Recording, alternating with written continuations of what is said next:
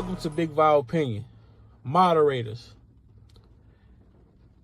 with my permission, any negativity in the chat should be hidden from this channel. This channel is a negativity-free channel, drama-free channel, and we are here to push the message out. We will not be distracted. So with my permission, any negativity in the chat should be hidden from this channel. Welcome to Big Vile Opinion Platform.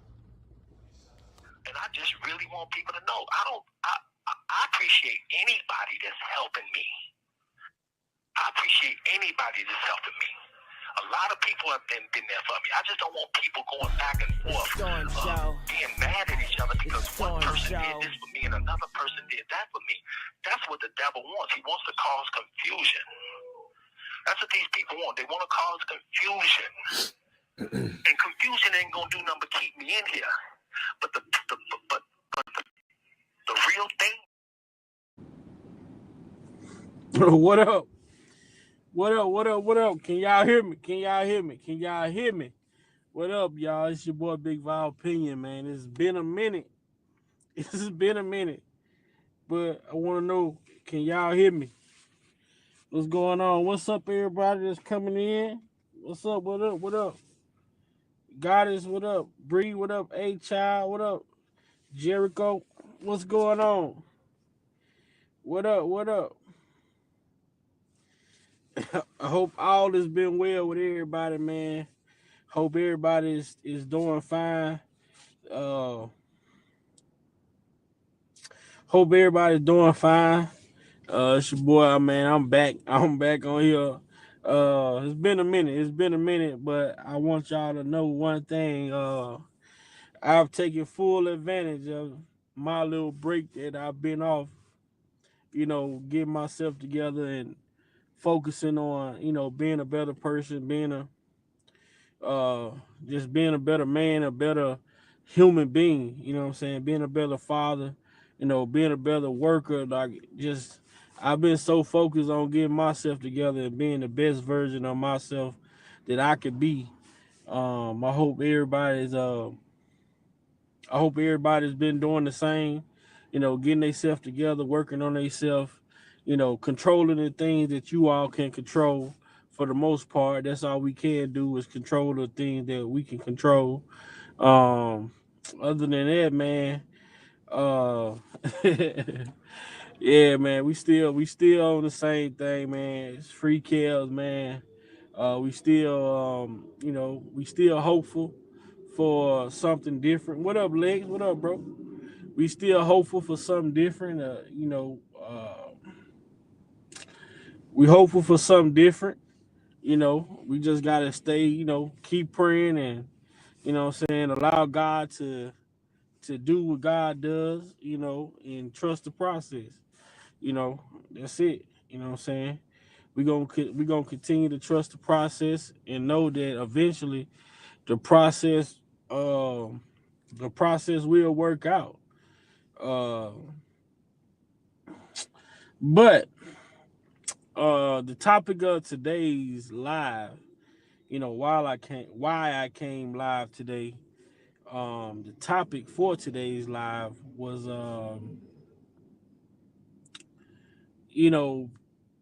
when you having this conversation as it pertains to Mr. Kelly, and you talk about some of the things, that went on and a lot of the things that took place within this case. When we talk about on a legal scale, we talk about the legalities of what took place during this case. And I'm talking about the barbershop talk, the conversations you have amongst people who may not be as familiar with this case as we are, some of the people who has been following this case, some of the people who are invested in this case. When you have a conversation with some of these people and you talk about some of the intricate details of, the prostitutorial misconduct, what I'm saying, information being withheld, from the defense side that show that this man could possibly be innocent of these charges that they are bringing against him. When you talk about the label, we talk about the managers, when you talk about so many people who were benefiting from Mr. Kelly, and when he started to speak out for himself, how did this all come about all at once? So you have some people who are like, you have some people who are willing to listen. You got some people who are willing to listen. What's up, Miss Lady T? You got some people who are willing to listen, and then you got some people just be like, why? Why is this? Or why would the government have to do this? Or why would the government have to do that? Or why would a record label want to do this? Or why would a record label want to do that? And we sit back, and us as people who have been around and who have been watching what has been going on, and we sit back and we look at things like, we know that this man hasn't really benefited. He hasn't really benefited from his career as he should have. And that's due to bad contracts, not owning his masters, not owning his publishing. It's a lot of that stuff like that that has took place. But when you look at the amount of money that this man has generated over his career, the amount of revenue that this man has generated over his career, this man has literally generated over $1 billion within his career. That's with his work and work that he's done for others outside of himself. So if we look at his work, this man, his work alone, he's sold over 75 million records.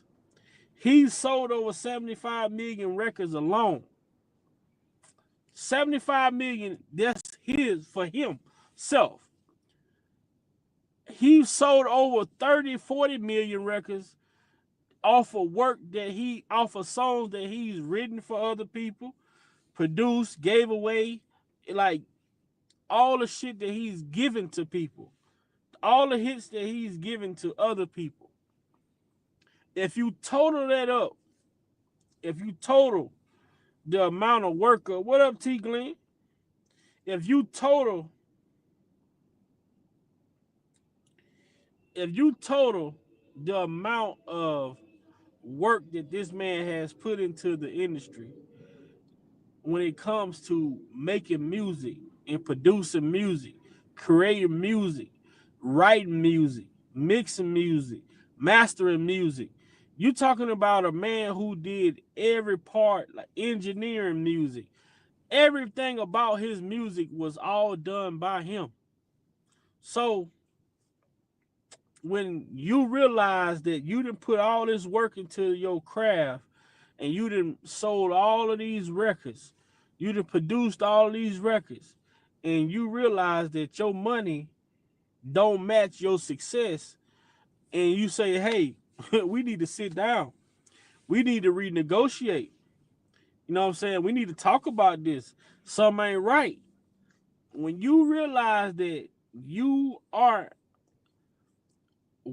financially stable as you should be, and you bring it to these people attention, we talking about the record labels now. We talk about the labels. What up, Malik? We talking about the labels. People can be, people could be, you could dislike somebody. I mean, I feel like everybody has a right to dislike somebody. Everybody has a right to feel how they feel. Everybody have morals, and you have a right to have a moral compass. You have right you have a right to have um you have a right to have principles that you stand on. We all, as individuals, we all have a right to have certain principles that we stand on, and those principles we don't go against. We don't care who it is. We all have that. But we also, like myself, like I have morals, I have principles. Morally, some stuff I don't agree with, some stuff I have to understand because the legally, you're right. You know what I'm saying? Some stuff that I may not morally agree with, legally may be a-okay. You know what I'm saying? So you have to understand that. Some of the stuff that I morally may not agree with, possibly could be legally okay. But my morals doesn't make it right or wrong. My morals don't make something right or wrong. That morals are my beliefs. My morals is what I stand on, what I believe. It doesn't make it right or wrong. But when you look at the timing, when we talk about the timing of all of this stuff that went on with Mr. Kelly, after the fact that this man has called these people out because of his financial statements doesn't match the success that he has put into this industry. All of a sudden, instead of us addressing as a label, instead of the label addressing the situation and trying to come up with a solution, they chose to say, you know what? It'll be easier for us to get you out of the way versus deal with you when it comes to this matter. You know what I'm saying? You talk about somebody who's worth $1 billion. We talking about $1 billion. This is $1 billion man in the music industry who has been being robbed. This man has been being he's been being robbed since coming into this and since coming into the industry. He's been being taken advantage of since he came into this industry. But then that's just how it works, right? It's like you'll catch somebody doing something that you'll catch a person doing something to you. And then once you call them out for doing what they're doing to you, they then turn around and make it seem like you did something to them, or they make you look like the bad person. They switch the narrative over to point the finger at you. You know what I'm saying? Because it's easier to blame the next person than it is to take accountability for what you've done. And when we look at the labels have messed over this man for so long. And when he finally speak out about what was going on and asked for what was rightfully owed to him, instead of them fixing the situation, they tried to get rid of the situation. Like, come on, man, that's not right. That's not right. You know what I'm saying? That's just how I feel. You know, that's my personal feeling.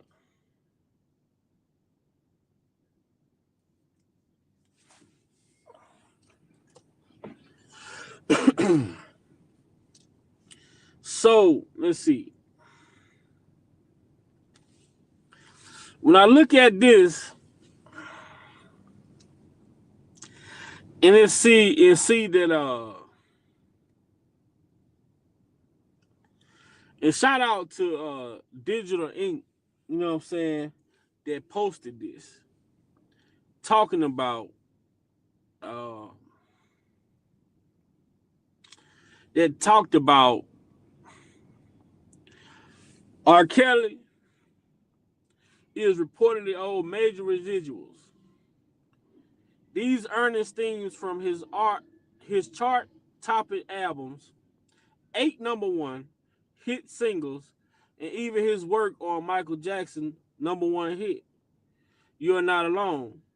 Here's a breakdown of just how much revenue his music has generated, totaling an estimated 1,184,643,200.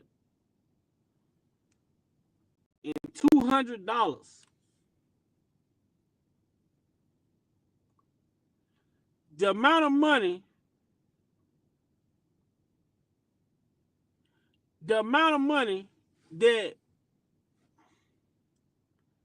and this just an estimate. We still don't know how much. We still don't know how much that this man could have, how much money this man has really generated. We still don't know how many people, how many other people. We know some people that this man has wrote music for, but we don't, ain't no telling how much music this man has written, produced, given away, that he has literally just has it like got like no credit for. So I mean, this shit is just simple, man, to me, and it ain't so complex than what it ain't as complex as people make it out to be. It ain't as complex as people make it out to be, man. It's simple, bro. It's no different than when people were getting free labor. When the South was getting free labor out of people working, enslaving in these fields and in these, warehouses and different things of that nature. And when the people say, you know what, we can no longer, this is Hey, this. Andy, can you check your head sign, please? When they said this is not right, we can no longer allow this to go on. You know what I'm saying? We can no longer. Now you got a person like Kels, you know what I'm saying? The man, he did music. He put a lot, he invested in this music. Music was pretty much his life, his way about doing things. But then he realized, like, I've been doing this music all this time, and he went, he wanted to check the books and realized that the books wasn't where they supposed to be. Now, hey, let me address this situation. No, it's too late. It's too late to address this. You know what I'm saying? We have got accustomed to things being the way that it is. And now that you want to address it, like, no, we don't want to address it now. This is something that should have been negotiated in the beginning. That's why when you're dealing with contracts, when you're dealing with legal documents, you have to make sure you're reading the fine print, understanding what you're dealing with before you sign off on it. You have to put yourself in the best position as possible. Unfortunately, Mr. Kelly wasn't able to put himself in the best position as possible, because guess what? These labels were able to get rich off of him. His managers were able to steal. The people he had working for him was also able to steal. I mean, it's so much, like, and that's just not every day.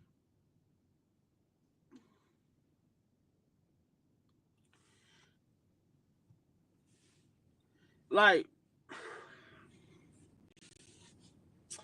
man, so many people benefited from so many people benefited from this brother and his career. But then they'll sit in court and tell you that this man, they would try to make it seem like he was a monster. What up, Stephanie?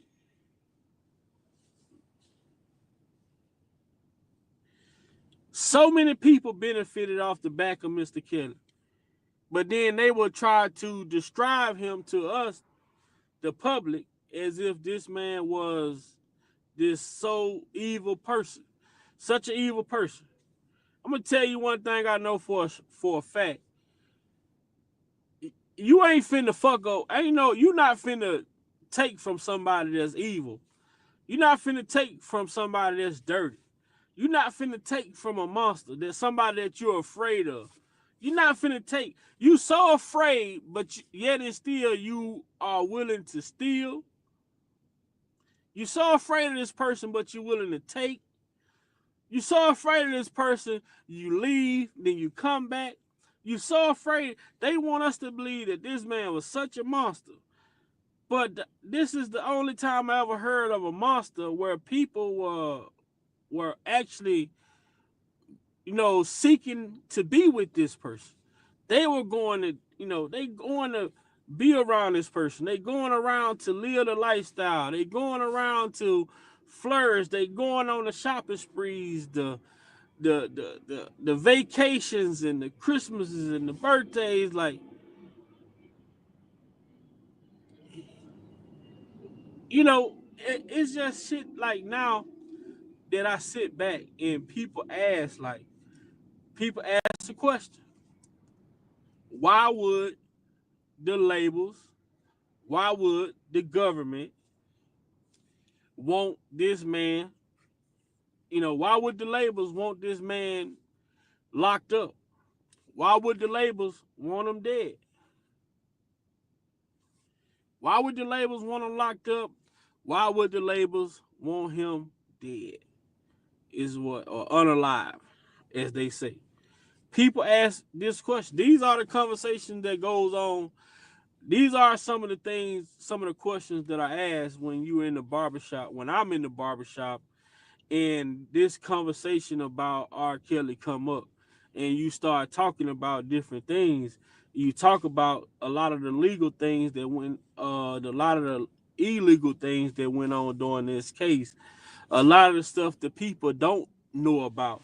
A lot of the stuff, a lot of the documents that, a person like me are able to pull up and show these people, like, hey, did you know this? Or did you read this? Did you see this? Did you hear that? These people like, no, only thing they know is surviving R. Kelly. So we understand that surviving R. Kelly was intentionally made to make this man look like a monster. None about surviving R. Kelly talked about what happened to this man. It didn't talk about his career. It didn't talk about it didn't talk about his career. It didn't talk about uh uh uh the bad contracts he signed. It didn't talk about none of that. Surviving R. Kelly only made this man out to look like a monster. So when you go and you talk to people about when you talk to people about having this conversation in these barbershops, and you telling people about some of the things that happen and why all of a sudden that these things came out. They say he's been doing it for 30 years. Like, come on, man. What black person get away with committing crimes that they accuse this man of for 30 years? I just where do you find those type of people at? I'm curious to know what black person get away with committing crimes for 30 years that they say they know he was doing. Oh, we know that he was doing these things. We just couldn't get him. I'm like, come on. You got to make sense of that. It don't make sense to me. You know? So when you look at this and you think about this, I just feel like this I've always felt like it wasn't about the things that they were putting forward to us, the things that they were telling us. I always felt like it was something bigger. It was something different. What's up, Kimberly? I always felt like it was something else, man. And you know what I'm saying? I mean, you just gotta look at it, man. These corporations, it's corporations out here every day, man, that gets in trouble, for, not paying people, what they're worth, you know what I'm saying? And when they finally get caught, you know what I'm saying, look at the shit that you had to go through. You know, they promise you something, then you know what I'm saying, you working with the expectations of being paid a certain amount, and once you get your paycheck, then they come to you, want to talk to you. So, well, we wasn't able to do this, but we was able to do. No, I want what we agreed to. I want what we agreed to, or we gonna have a problem. Simple as that. Ain't no way that this man, Robert Kelly, who's worth the amount of money that he was worth, goes to the bank for the first time. You know what I'm saying? His first time ever going to the bank, to hear that he only had $300,000 in his bank account. You're talking about somebody who's worth millions. You're talking about somebody who's worth millions of dollars. Goes to the bank for the first time, and the bank teller tell him, "Hey, you only have $300,000 in your bank account." You know what I'm saying? To have to sit in court and see this octopus put up on the stream that shows all of these different uh LLCs and incorporations and different things that was attached to this man's personal account, that somebody that he trusted was sitting around dispersing money from his personal account into all of these other entities that were getting paid.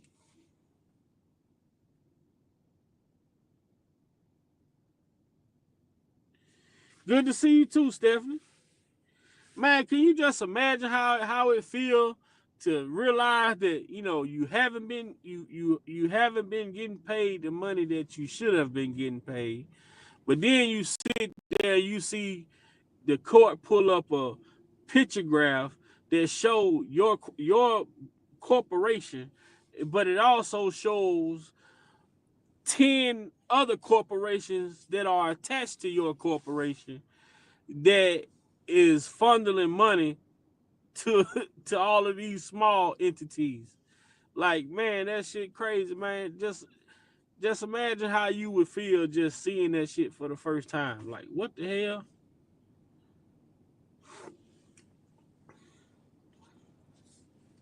What up, Lil Mac? Lil Mac said not only that, Big Vital, people that stole from him testified against him, like Cheryl Mack and Demetrius Smith. Facts. Facts. And this is like, how do you say that people was terrified of this man? How are you how do you steal how do you steal from someone that you're terrified of? Like, you know what I'm saying? That's crazy. They wanted us to think that this man was a monster. They wanted to paint this picture to the media, to the world. But, and again, they brought this case during a time where people literally had shit else to do. You know what I'm saying? Everybody's, people watching this documentary, nobody questioning the documentary, nobody questioning the allegations, nobody, what I'm saying? I mean, not gonna say nobody. Only a few people questioned the allegations. Most people ran with it. And it's all because of public opinion of people. When you have when you have priors, even though the man was found not guilty, the simple fact that he had prior incidents and allegations that was surrounding his name. When the Surviving R.Kelly documentary came out, most people didn't even give him the benefit of the doubt. They just assumed that this shit is for real. They just assumed that it was for real. And don't let rumors get started. You know what I'm saying? What up, brother David? I seen brother David Newsom in here. You know what I'm saying? And don't let people dislike you and rumors get started, because whether that rumor is true or false, people are gonna take it and they gonna run with it. They don't care. If people dislike you, they don't care if the rumors are true. They don't care. They just want the rumor. They just want to be able to go around and say, I knew it. They just want the satisfaction of going around saying, I knew someone right. I knew something was going on. Man, I knew dude was weird. I knew this. I knew everybody knew. But if you knew this shit all this time, why didn't you speak up? Why didn't you speak out? Why didn't you help? But that's the issue when people dislike you.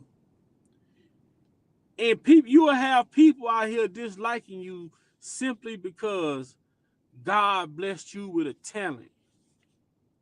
What up, J Rock? Yeah, it's been a minute, brother. I'm on here for a few minutes, man. Not long.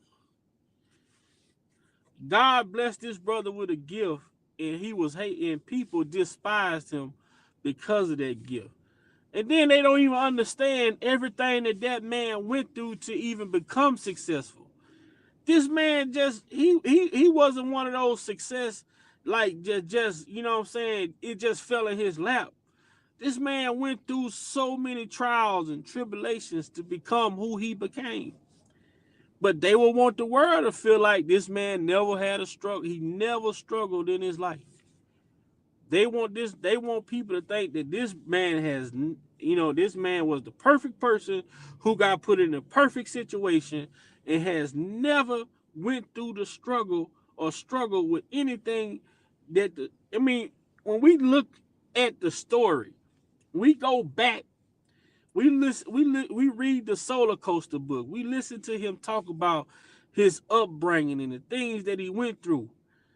But the world will want you to feel as though this man has never experienced it. They will want you to think, when them people put out Surviving R. Kelly, they didn't want you to think like, damn, did this man ever go through something? Did this man ever struggle? They just wanted to paint this man as a monster.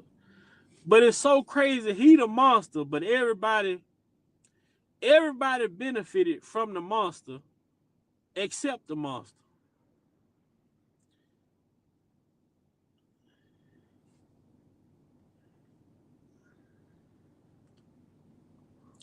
Wasn't nobody scared. Wasn't nobody scared to take shit. You know what I'm saying? Wasn't nobody scared to take nothing. Wasn't nobody scared to take no jury. Wasn't nobody scared to take credit cards. Wasn't nobody scared to, wire themselves money from his accounts. Wasn't nobody scared to open up, say, man, let me get $1 million to open up this restaurant. Let me get $1 million to open up this cigar lounge. Let me get this to open up this. Let me do. When nobody scared to do any of that.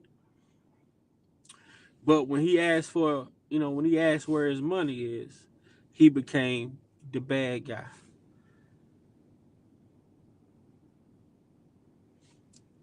I don't know. But just like all of the greats before R. Kelly, we talk about Sam Cooke, Lionel Richie's, you know what I'm saying, Donny Hathaways, and so many others. You know what I'm saying?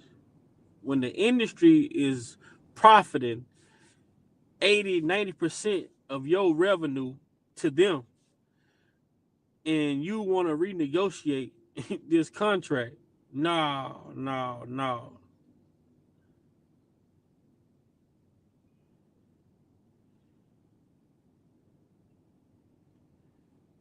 Bet I'm gonna have to go check Center the Same out, man. It's been a minute.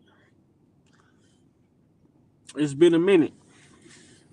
But, you know, it was just a question, man, and I came on here. I didn't come on, to be long or whatever. You know what I'm saying? But in the barbershop, I was asked the question, you know what I'm saying? Why would these people want to take R. Kelly out? Why would labels? Why would the industry want to get rid of him?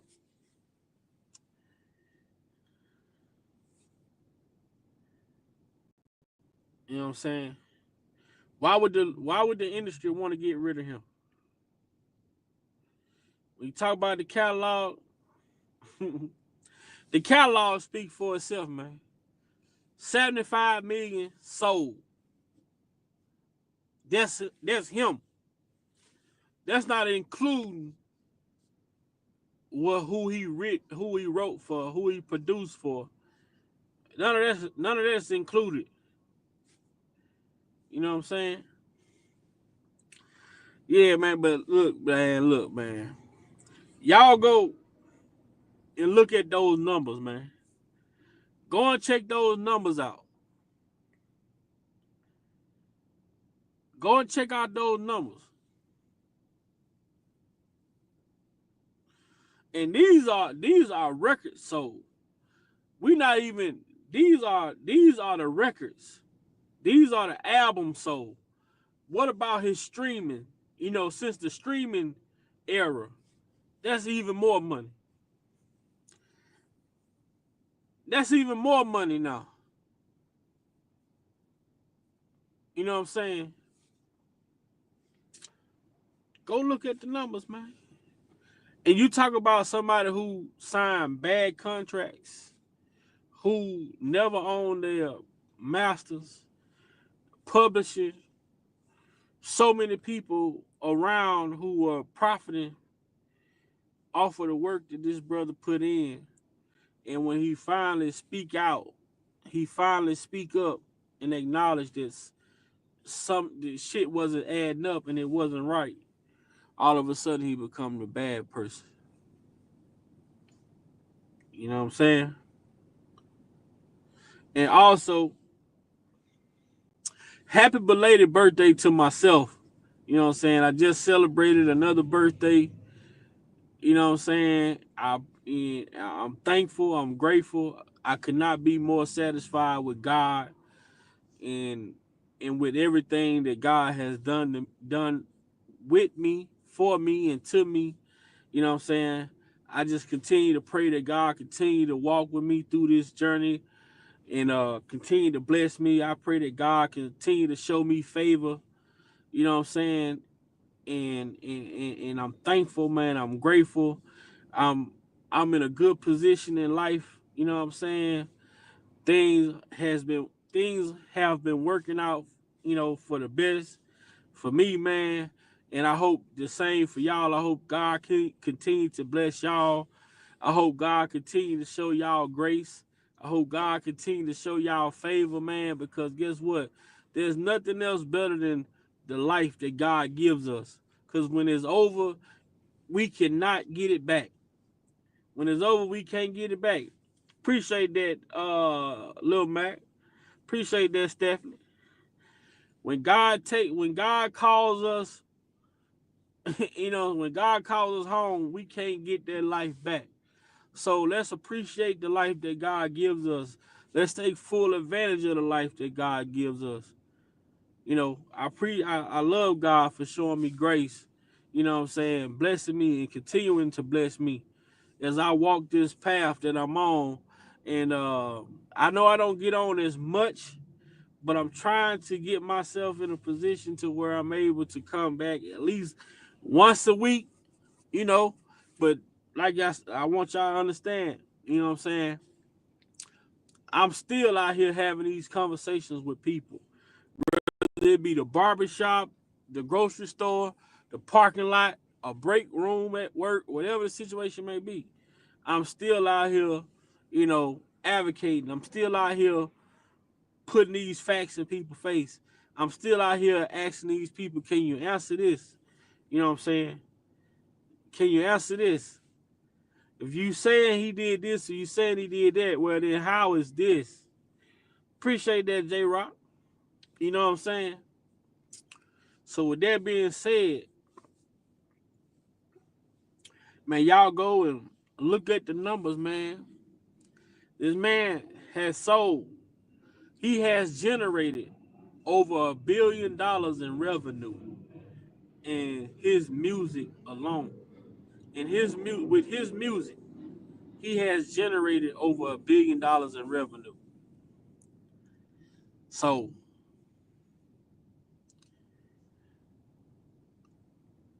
how much of that $1 billion did he see? That's the question. That's a question that we would like to have an answer for. All right. But until next time, we out. I'll catch y'all later. It's your boy Big Val Opinion signing out.